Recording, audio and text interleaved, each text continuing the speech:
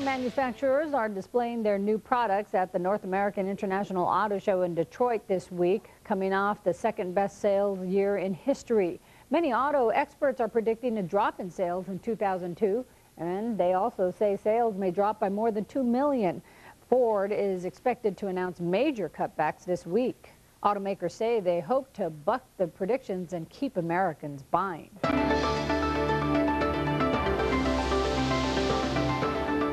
In tonight's 8 Online, Apple computer co-founder Steve Jobs unveiled the new iMac today.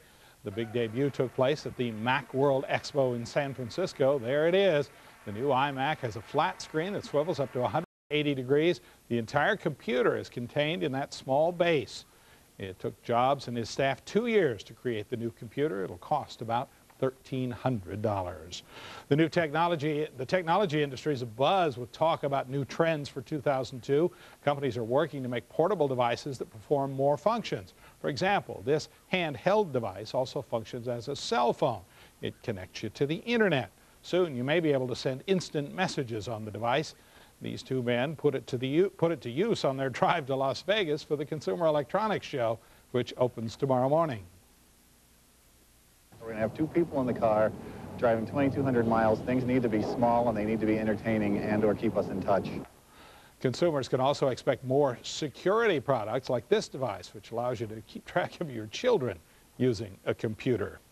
Microsoft will not be able to delay its antitrust case another 4 months. Federal judge denied the request today. 9 states are suing the software giant. Microsoft says it needs more time to prepare its case. The company's lawyers say penalties requested by the states are making trial preparations difficult. The lawyers also claim some of the states' witnesses aren't cooperating with Microsoft. The trial is set to begin in March. And Polly, that is tonight's 8 Online. Thanks, Gary. The skies in the valley may be a little less clear this week. Coming up on Channel 8 Eyewitness News, Kevin Janison will tell us more about that and all your weather in your neighborhood.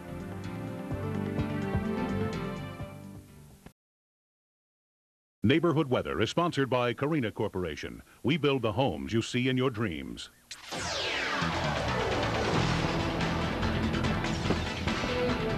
Now to check in with Kevin Janison, find out about the weather. Kevin. Gary, mild evening in progress. That's one thing the cloud cover will do. We'll begin near Buffalo and Cheyenne at Eisenberg Elementary. Temperature is 54 degrees right now, humidity at 43%.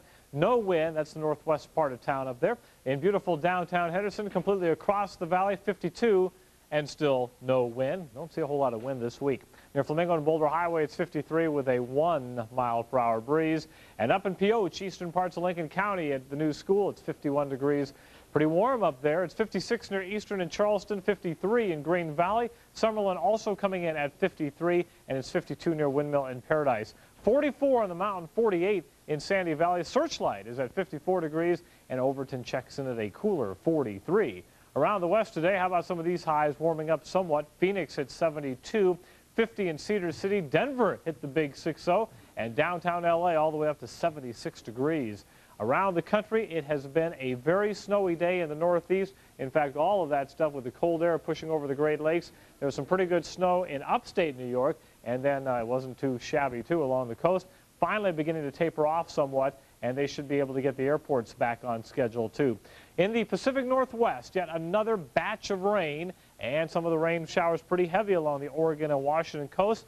It looks like the bulk of this system is going to stay to our north, at least the energy that would produce the showers, and we're going to get quite a variety of clouds, big clouds, little clouds, you name it, we're going to get all the clouds. They're going to come on through as the system continues to push on, and it's moving very, very slowly, so we think that these clouds, once they move in, will be not moving out very quickly. In fact, they'll probably be here through Wednesday until the system finally clears. So tonight, expect the clouds to continue to move on in. Look for a low temperature of 45 degrees with a light breeze.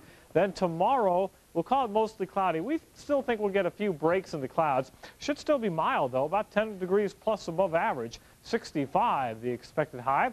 And a look ahead at your 7-day forecast. Temperatures will stay in the 60s on Wednesday. Still plenty of clouds. Now, on the back side of the front, the air will be a little cooler, but we'll get a little more sunshine, so it won't feel that much cooler. 59, the actual high. 61 on Friday, and Saturday not looking too bad either.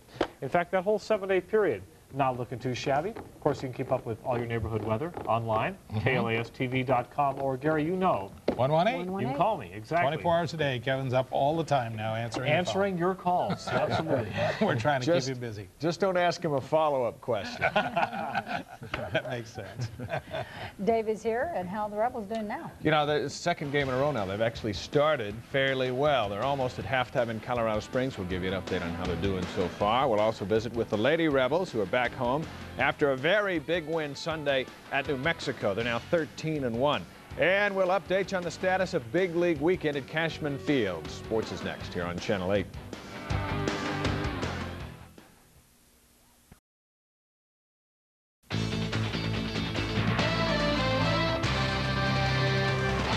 The Runner Rebels are on the road tonight, taking on Air Force. This is their second conference game where everyone but Air Force is yet to play one. They're playing pretty well so far. Just a few seconds before halftime, and UNLV enjoying a 27-20 lead. Their biggest lead has been 9. They're shooting the ball all right, and a lead at Air Force is good anytime you can get it. We'll have highlights of this one tonight at 11. If you're looking for a bandwagon to jump on, this is a good time to hook up with the Lady Rebels. For the first time since 1993, they're making some serious noise. Chris Matthews reports. The Lady Rebels debuted in style, silencing the 17,000 rabid Lady Lobo fans with a 9-point win at the pit. We're ecstatic about the victory. It's one of the most exciting things that I've ever experienced under those circumstances. During Sunday's broadcast, Ann Myers paid the team the ultimate compliment, saying it's the best collection of Lady Rebel talent ever assembled. A win here? Yeah. Wonderful. To play. Linda Frulich and Constance Jinks accounted for 70% of UNLV's offense. Last week, Jinks was named Mountain West Conference Player of the Week. I call her Baby Jordan, you know, and just fun to watch, fun to coach. Another fun person to coach is perhaps a Lady Rebels' best ambassador, German native Linda Frulich, who today was named Conference Player of the Week, who, along with Constance, was named to the honor for the second time this season. Awesome. Great person. It takes a lot of great people to make up a great team. Now, UNLV may not be a great team yet, but their record speaks for itself. 13-1. That's right, 1 loss in 14 games. There's another reason for UNLV's sudden rise to the top. It all starts with the head coach. Love what I do. Very competitive. Want to be the best. After Sunday's win at the pit, they appear headed in that direction. Chris Matthews, Channel 8 Eyewitness Sports. Thank you, Chris. Regina Miller is doing a great job indeed. This is a big week for Major League Baseball and for Big League Weekend at Cashman Field. The baseball folks will begin their collective bargaining meetings tomorrow. Don Logan, president of the Las Vegas 51s, said by the end of the week, we're going to know if there's going to be a baseball season this year or not. If there is, Logan will go right to work on signing up teams for Big League Weekend for the last week of March.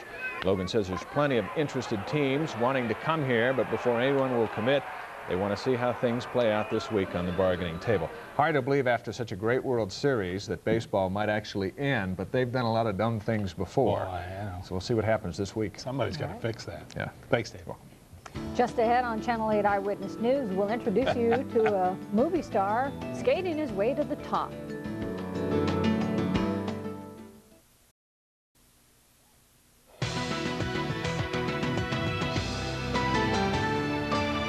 Coming up tonight on Channel 8 Eyewitness News Live at 11, we'll have a reaction to Mayor Oscar Goodman's State of the City address and his plans for Las Vegas in the coming year. And Microsoft Chairman Bill Gates kicks off the Consumer Electronics Show this evening. Hear what he has to say about the future of the industry in the wake of September 11th. Those stories and more tonight on Channel 8 Eyewitness News Live at 11. A movie promotion had some kids in Arizona going ape today. Jack, a skateboarding chimpanzee, appeared in Phoenix today as part of a cross-country tour. He's promoting his movie, Most Vertical Primate 2, which will be coming out soon. In the movie, a young skateboarder becomes friends with the chimp. Movie producers say Jack is a natural skateboarder, as you can see. He learned how to skate in only 6 weeks. Oops. He's also a clown. Little drama there. That's tonight's Eyewitness News Live at 6. Entertainment Tonight is up next. Balance there. Hope you'll join us again tonight at 11 o'clock. Have a nice evening, everybody.